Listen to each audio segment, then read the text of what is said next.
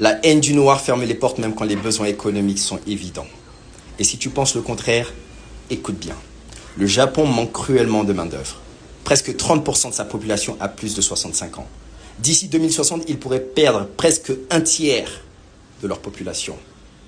Ils ont donc besoin de jeunes travailleurs et vite. Le regard de leurs leaders se tourne vers l'Afrique. Accords commerciaux, visas d'étudiants, échanges culturels. Tout est fait pour stimuler l'économie et encourager des échanges et des collaborations. Mais dès que cela a été rendu public, ça a explosé. Manifestations, pétitions, politiciens sous pression. Et pourtant, il ne s'agissait même pas de migration. Non, c'était juste un programme symbolique pour créer des liens entre des pays africains et de petites villes japonaises. Mais les médias ont déformé l'histoire. Ils ont fait croire que des Africains allaient venir envahir. Résultat, 19 000 signatures contre cette initiative. Les maires locaux, ils ont paniqué et le Japon, il a fait marche arrière.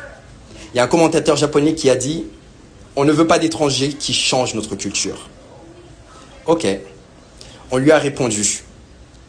Donc vous préférez disparaître plutôt que de vous adapter.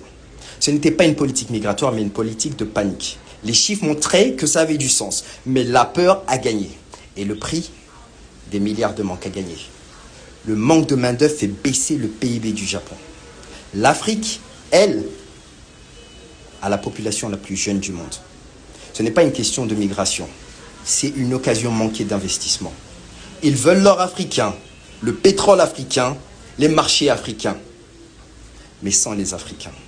Et ce n'est pas seulement le Japon, hein. Même scénario au Royaume-Uni. Des infirmières caribéennes ont été invitées pour sauver le NHS, le National Health Service. C'est le système de santé britannique. Puis, ils les ont expulsées une fois à la retraite. Même scénario aux États-Unis. Des migrants noirs bloqués pendant que les frontières s'ouvrent pour d'autres. Le problème, ce n'est pas la migration. Le problème, c'est qui a le droit de migrer. Réveillez-vous.